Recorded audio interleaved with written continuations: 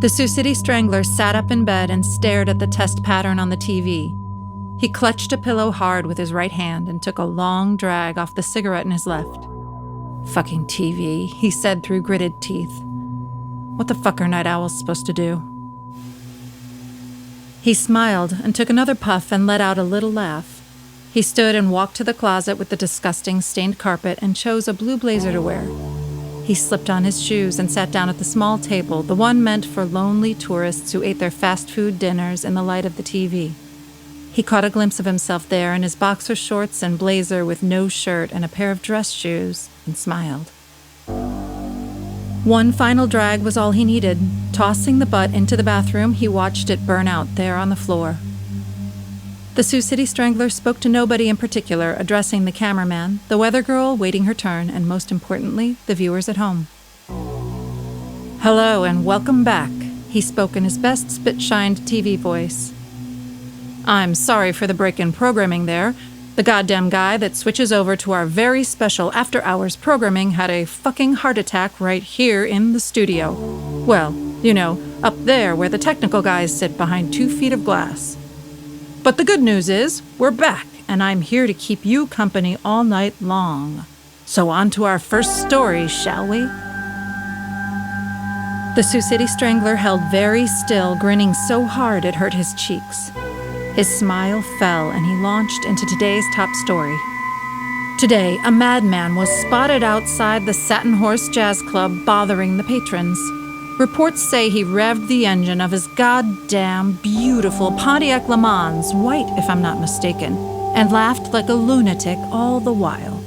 Bystanders couldn't get a clear look at his face because the neighborhood was kind of dark, but it was clear from just his silhouette that he was dashingly handsome and incredibly well-dressed. A true man of means, a man of style and grace. Perhaps with a few screws loose, sure, but a man with purpose and panache. The Sioux City strangler wiped the smile off his face like a mime, covering his mouth with his right hand and pulling it away. He stared at the TV and scowled. Dumb fucking shit. It wasn't clear even to him whether he was talking about the incident at the Satin Horse or his dramatic reading. 10 minutes later, the Sioux City strangler was fully dressed again, this time all in black. He triple-checked to make sure he had his favorite black leather gloves in his pocket and plenty of cigarettes for the ride.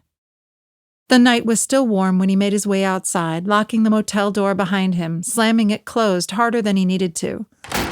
He put his Pontiac into reverse and cranked up the radio before banging it into drive. "Wake up, fuckers," he said, looking around the motel to see if any lights came on. None did. At 3:31, the Sioux City strangler was back in his element. A new man with renewed vigor. A man with purpose and panache. He lit a cigarette and headed west.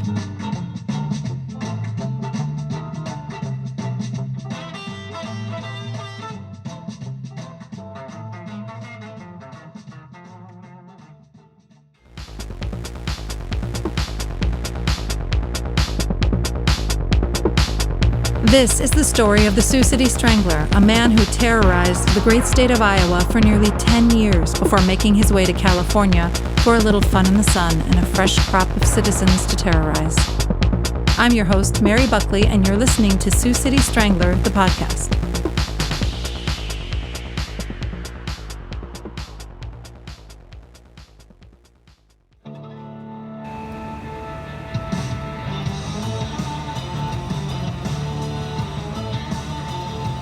The Sioux City strangler and his machine moved fast, turning around corners hard, slowing at traffic lights just in case there were wide-eyed cops 6 cups of coffee deep waiting to stop guys like him going over the speed limit.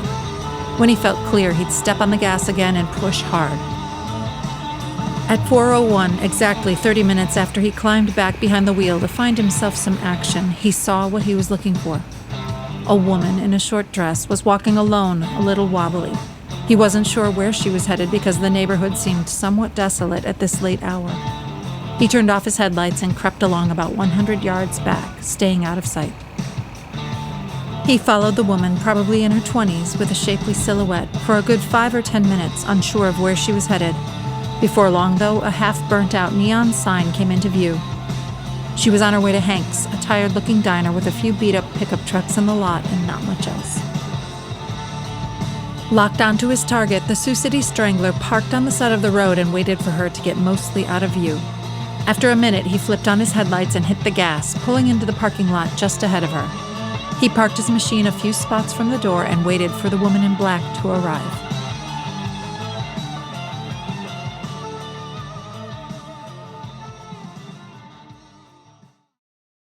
Standing in front of Hank's diner, leaned up against his Pontiac, the Sioux City Strangler lit what must have been his 25th cigarette of the night.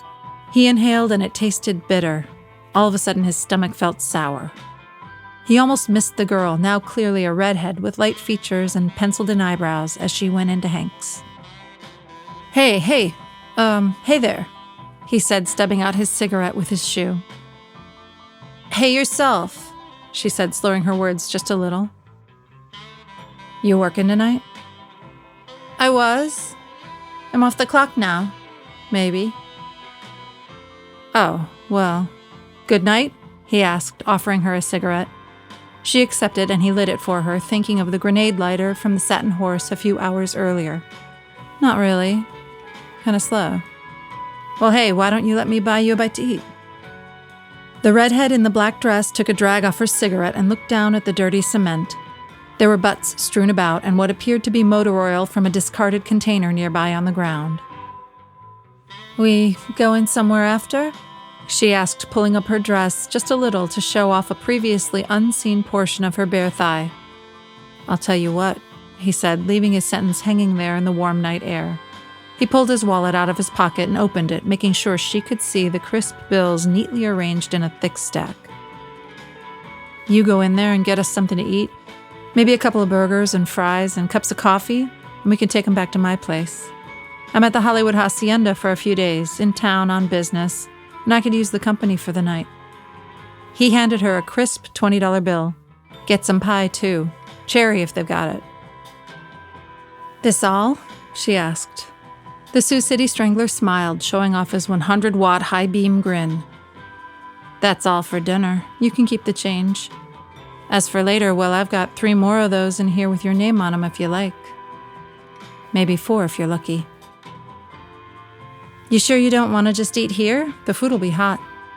No, thanks. 3's a crowd. He pointed at the waitress behind the counter, pouring a cup of coffee into a drunk's cup. What'll you have on your burger, big boy? Everything. I like everything. Me too, she said, giving him a wink. I'll be waiting right here. He rapped on the hood of his car with his knuckles. Won't be long. They're fast. Good. I'm hungry. We'll be right back after this message. By the time you get home, it's 5:45. Now you've got to put food on the table, help your kids finish their homework, and tackle bath time. Once the little ones are asleep, you'll be too exhausted to even turn on the TV. Feast Fresh Forever is here to help with a huge selection of ready-to-make meals available in individual portions or family packs. Delivered twice a week to your door, Feast Fresh Forever is the perfect solution for busy professionals and parents that want delicious dinners without all the fuss. We've even got a kids menu packed full of classics like peanut butter and jelly sandwiches and mac and cheese. Sign up today with promo code SCS2. That's the letters SCS and the number 2 to get a $50 credit applied to your first order. Offer not available in California, North Carolina, or Florida.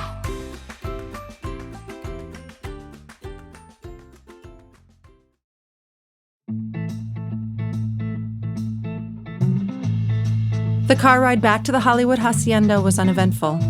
The Sioux City Strangler was happy to let the radio play. The redhead in the black dress was used to sitting quietly in cars with men on the way to someplace.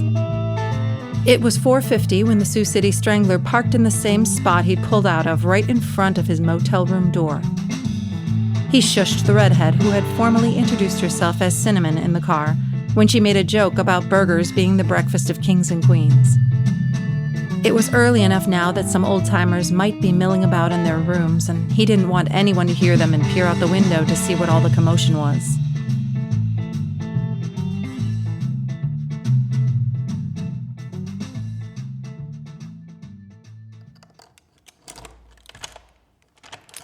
The Sioux City Strangler unlocked his motel room door and held it open for Cinnamon, who was carrying the bag of burgers and pie and cups of coffee. She went in and sat the food down, almost dropping it onto the floor in the process. Oops, sorry. Should we eat? Yeah, sure. Maybe in a few minutes, huh? Oh, I see. What did you have in mind, big boy? He smiled a wide smile and lit a cigarette. I'm going to go wash up. Why don't you get comfortable? I can do that. In the bathroom, the Sioux City Strangler undressed, leaving only his boxer shorts on. He hung his clothes up on a towel bar as best he could to keep them from getting wrinkled. The smile still plastered on his face, that cigarette burning between his teeth, he reached into his pocket and took out his black leather gloves. He looked in the mirror and watched as he put them on, admiring his reflection. He spoke under his breath. It's going to be a pleasant day in Des Moines, and the smell of cinnamon is in the air. He cut his own monologue short and lost the smile. He took one last drag and dropped his underwear to the floor. With his hand on the knob, he opened the door just enough to see through the crack. Cinnamon was in bed under the blankets. Her black dress was on the chair at the table with the burgers on it. Close your eyes, he said. I'm a little shy. Oh, you don't have anything to be shy about. Just come on over here. Just close your eyes, he said, adding a touch of sad sack wine to his words. Okay. With his hands behind his back to hide his black leather gloves, the Sioux City Strangler walked over to the bed and pulled the covers back just enough to slide in next to her. She kept her eyes closed the whole time, used to strangers and their proclivities. Careful to avoid touching her skin, he climbed on top of her and kissed her neck. Oh, see? You're not so shy, are you? I guess not. Nice knowing you, Cinnamon. In a flash, the black leather gloves and the strong, practiced hands inside them were on her neck. Cinnamon's eyes shot open, but it was too late for her to make a sound. The Sioux City Strangler put all of his body weight on her to keep her still. 200 pounds of American muscle meant that even her most desperate attempts to escape his grasp were futile. Cinnamon barely weighed 110 pounds soaking wet. It was all over in less than 5 minutes. His chest heaving from exertion and a little sweat forming at his temples, the Sioux City Strangler climbed off of Cinnamon and leaned against the headboard next to her. The clock rolled over to 5 a.m. and the television's test pattern ended. It was time for the morning news. After catching his breath for a few minutes, the Sioux City Strangler got up and walked the few steps to the bathroom. He put on his underwear but didn't bother with anything else. He looked in the mirror and smiled, still wearing his black leather gloves. He flexed like a prize fighter who just scored a KO in the first round. Gloves off, the Sioux City Strangler took a seat at the table, tossing Cinnamon's black dress to the floor. He dug into the brown paper bag with his hand and pulled it out with a fistful of French fries. They were cold, but it didn't matter. He was starving now. The television droned on. Stories about upcoming animal shows and spelling bees somehow made the morning news. Slow fucking day in Des Moines, he thought.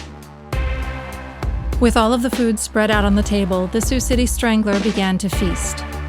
He ate one burger with fries, taking bites of a piece of cherry pie and washing it all down with coffee. He started in on the second burger just as the weatherman came on to tell everybody what a beautiful day it was going to be in Des Moines. He finished the food, leaving only a slice of cherry pie and a cup of coffee untouched. A glance at the clock on the nightstand told him it was 5:35 in the morning. The Sioux City Strangler lit a cigarette and looked at the TV, weighing his options. The sun would be coming up soon, so moving Cinnamon now would be taking a major risk, even if his car was right outside the door. Still, leaving her body in a motel room all day meant that some nosy maid might find it while he was out taking his meetings. The clock read 5:40 now, and as he smoked, he knew that he'd have to leave her in the room. It was the better play, the one least likely to put him in prison for the rest of his life. He put his cigarette down and let it smoke in the tray. The Sioux City strangler crossed the room and uncovered Cinnamon's body to see that she was wearing a pair of black underwear and a red bra. He thought of trying to get her dress back on her, but the idea was ridiculous. If some maid found a dead body in his room, it wouldn't matter whether she was fully clothed or not. As light as she was, the Sioux City strangler struggled to pick her up off the bed at first. Lifting with his legs, he managed to get her up and into his arms, breaking a sweat in the process. He carried her to the closet and laid her down flat as he could, on the stained carpet, moving his suitcase to the side with his foot. She was a little too tall, so he rolled her onto her side and pushed her knees toward the back of the closet. As he took a step back, she looked just like somebody sleeping peacefully in the fetal position. He thought of taking her back to the bed and setting her up there.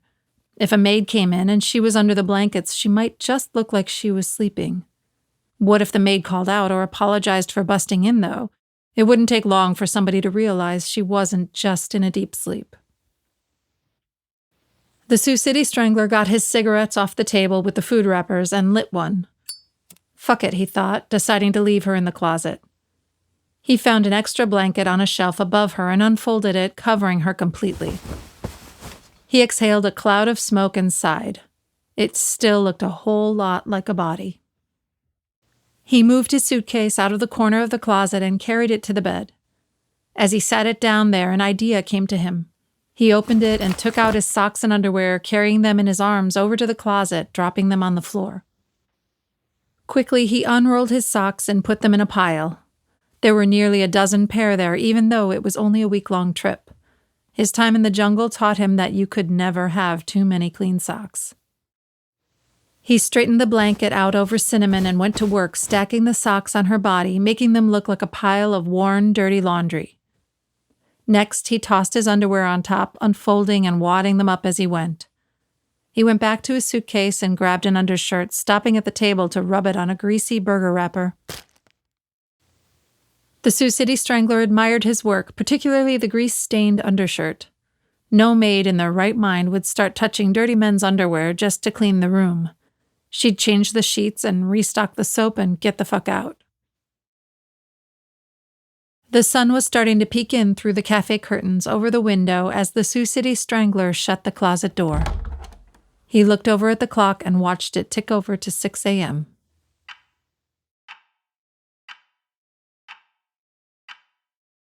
We'll be right back after this message. The world seems like it's gone sideways, right? When you're left to fend for yourself, you need gear that's going to keep you and your family safe. That's where Whitewood Tactical Clothing and Hunting Apparel comes in. With true armed forces level gear available on our site and in store, we can help you find everything from tactical pants to military boots and flight suits.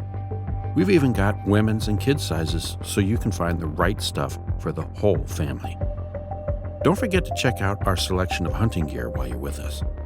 We've got ultra-durable gear for every hunter, whether you're working with a modern rifle or a basic buck knife. Visit Whitewood Tactical Clothing and Hunting Apparel online today to take your readiness to the next level.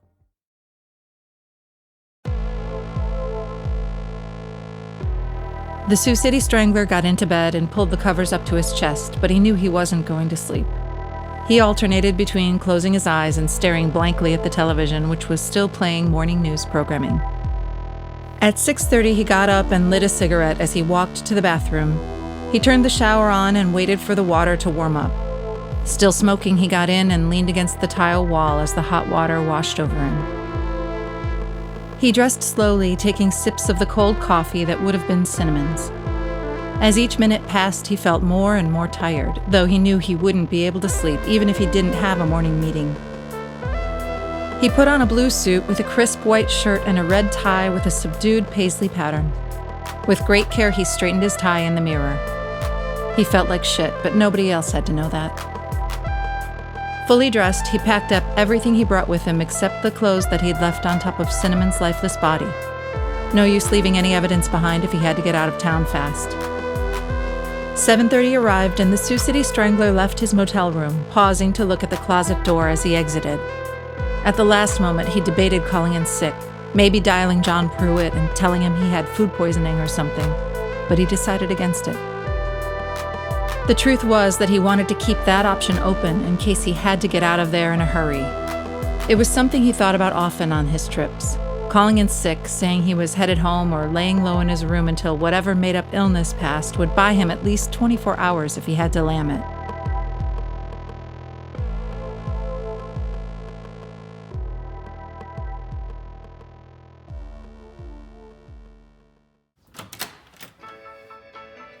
The Sioux City Strangler arrived for his morning meeting at 7:52 and hustled inside. He greeted a receptionist in a surprisingly loud yellow dress, made his introductions, and took a seat in the waiting room. The medical office was cool, clean, and relaxing. He could have fallen asleep right there in the chair. Instead, he read an old magazine with half the pages pulled out to stay awake. His meeting with the doc was uneventful. There were no war stories to be told. This was an upper-crust doctor whose parents and their parents were all physicians. The two men had nothing in common except their shared desire to make money in the medical industry. At 8:44, the Sioux City Strangler walked out the door and back to his Pontiac, tipping an invisible cap to the receptionist in the yellow dress as he passed. He sat in his car for a few minutes, pretending to read a map in case anyone from the doctor's office noticed him. The truth was that he was afraid to go back to the Hollywood Hacienda in case it was already swarming with cops. Just a few minutes after 9, the Sioux City Strangler parked at Big Ed's, a diner downtown that seemed to cater mostly to working professionals who needed a quick bite to eat. Without thinking about the fact that he'd eaten just a few hours before, he ordered his usual ritual meal. Pancakes, bacon, eggs, toast, orange juice, and black coffee with milk on the side. The food arrived without ceremony, and he ate every last bite. As he waited for the check, he realized that he was sitting with his eyes closed, almost dozing off, before being startled back to reality by the sounds of the diner. He knew he had to go back to the motel, either to see that he'd have to flee the area, now a fugitive from the law, or to get some much-needed sleep.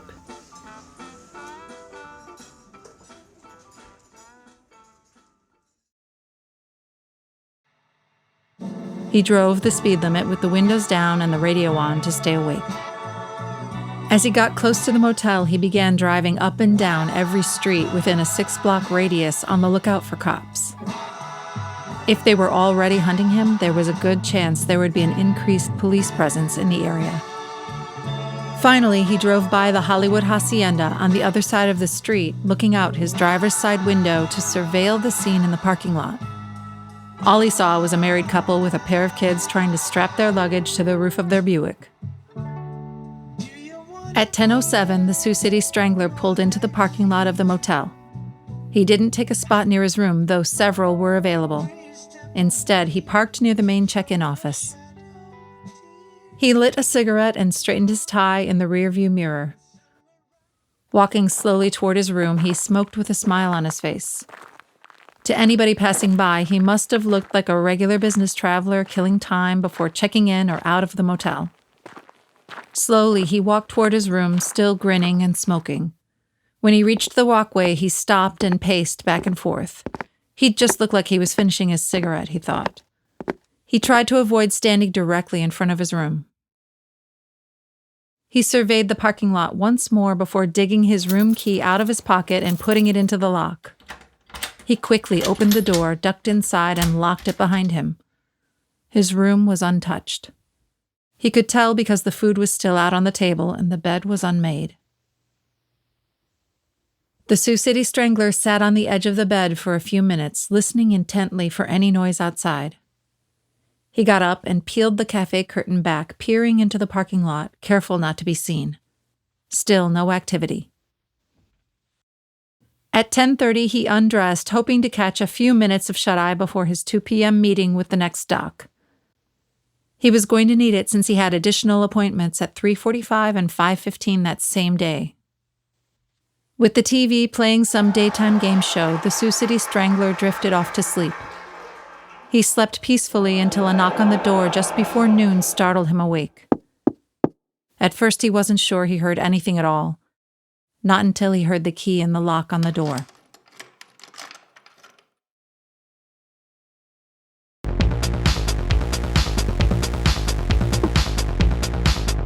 Sioux City Strangler, the podcast, is a Past Due production and was recorded in sunny Los Angeles, California at Past Due Studios.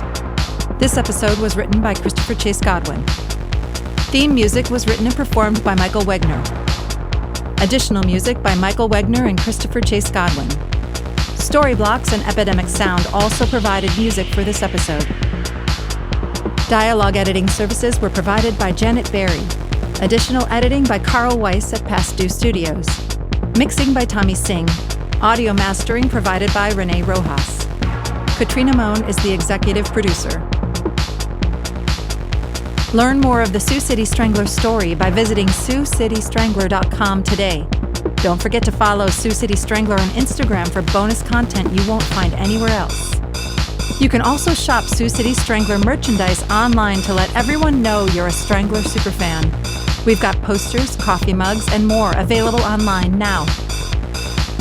As always, we need to thank our sponsors for their generous support.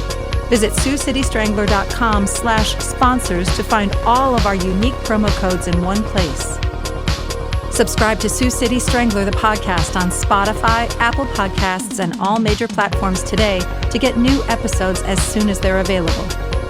We'll see you back here for the next episode.